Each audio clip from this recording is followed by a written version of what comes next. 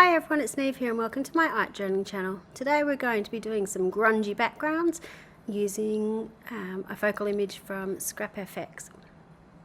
So I'm starting in my small craft journal and I am just scraping some paint on using a piece of plastic, old bank card, gift card, whatever you've got in your toolbox. By scraping out the paint you can get really fast, quick backgrounds. The thing I love about it is because the paint goes on so thinly, it dries almost instantly, and you can get these really cool effects as you scrape over the top of other paint colors. You'll get that instant sort of color blocking happening on your page. It's a really easy way to create a grungy background very quickly, and it takes almost no time to dry. You also use very little paint when you're doing it, so you really need to just have dots of paint, otherwise you're going to have so much paint everywhere that you don't need. So just a little at a time, less is more. You can always add more later. If you find that you have sort of lost some of the colors that you wanted on the page, I got a bit too heavy with the purple and I want to put a little bit more yellow back on, you can always go back in and rebalance. So I've brought the yellow back in again. Because obviously the more layers of paint you put on, it's going to take a little bit longer to dry. I did leave that yellow a little bit thicker on the page, so I had that really bright colouring. Now I'm just going in with some of my Stabilo woody pencils. They're big chunky kids crayon pencils, and I'm just doing a whole heap of scribbly writing over the back and mark making, and I want it to be really loose and really chunky. I'm also using all the colours I've used in the background, so there's lots of repetition. And what this does is, one, it creates a pretty cool background, but two, you've got it breaks up that colour blocking from the background, so you can still see all those colours coming through, you can see all the like colours, but you've got a little bit of a interest, a little bit of a break between the two layers. I'm also going in now with some metallic gloss sprays. This is a gilt and sterling, just to add a little bit of glimmer and again that sort of drippiness that you would get in a graffiti background. One thing to be aware while you are heating up the Stabilo woodies, they are a waxy pencil, so it will become smudgeable when you heat it up, which is a really cool thing to do. You can sort of smudge the colours together and get all sorts of interesting backgrounds as well. Just be aware. So I've cut out my funky Van Gogh. This image is from ScrapFX. It's one of their collage images. I absolutely love them. I love the backgrounds they've got in them too, and the background sort of inspired me to do this fun, bright, colourful background.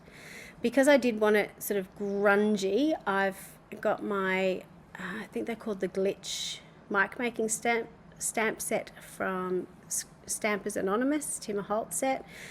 This is a mini one, so it's got lots of cool little bits and pieces on it, and it sort of really sort of goes for that industrial grunge punk steampunk type look. Again, just having that little bit of black over the top helps to ground everything, make it look, like everything's falling apart in the background. I'm sure there's a way to justify everything, really, isn't there? I was just having fun stamping all over it because I really loved how that background turned out, and it worked perfectly with the image that I was going for. So by having that little bit of black in the background, it ties in with the image, with his sort of grunge look, the fact that he looks quite dark and the page has those dark shadows on it. It works really well together. So I'm just going to use some gel medium to spread this on. Now usually you would see me put the gel medium straight onto my book. The reason I haven't is because I have used those Stabilo woodies in the background and they are water soluble. So by spreading on gel medium I would have mixed all those colours that I really like those layers with. You'll notice the image went sort of translucent, but as it starts to dry you'll see that colour come back again. So don't be concerned that it goes an odd colour. it will come back. If that really bothered you, you can paint the back of your image with gesso before you glue it down, and then you'll keep that true colour. Just to sort of make my image pop out, I'm going in with my white Stabilo woody to help pop it out. You'll notice when I cut out the image, it had that sort of white halo around it, and I wanted to keep that on the page as well. And looking at the page on the right hand side, you'll see I'm sort of into that haloing effect around images at the moment. You can also see me going tap, tap, tap with my hands, going, oh, what am I going to do next? So I got out my pen and started to write in a quote, which I can't 100% read. I dream of painting something, I don't know. I wrote in white first, so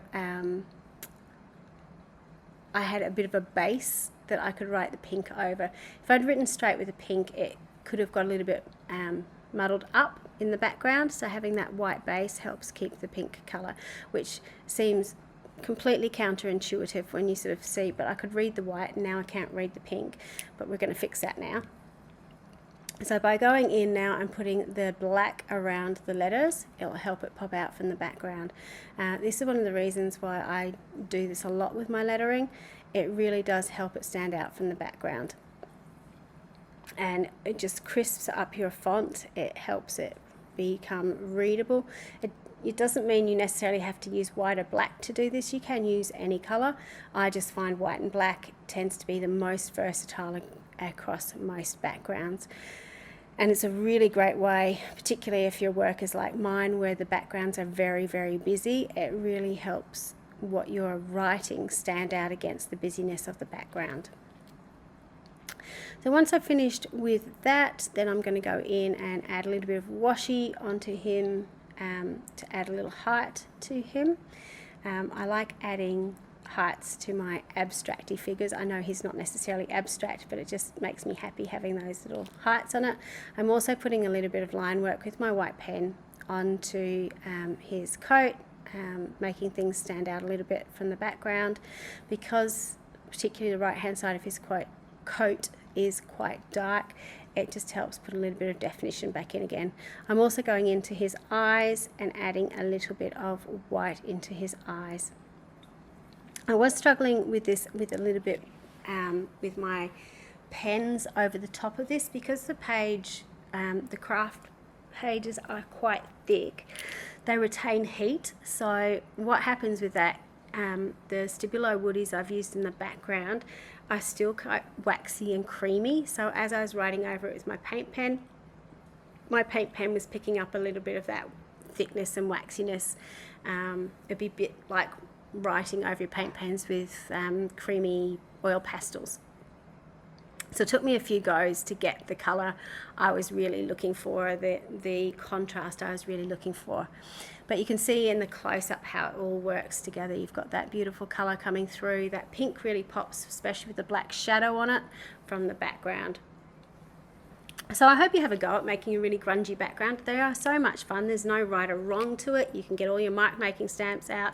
You can throw anything at it. It can obviously be any colour, but I like going for the really rainbow bright looking backgrounds. I hope you have some fun doing that, and until next time, bye for now.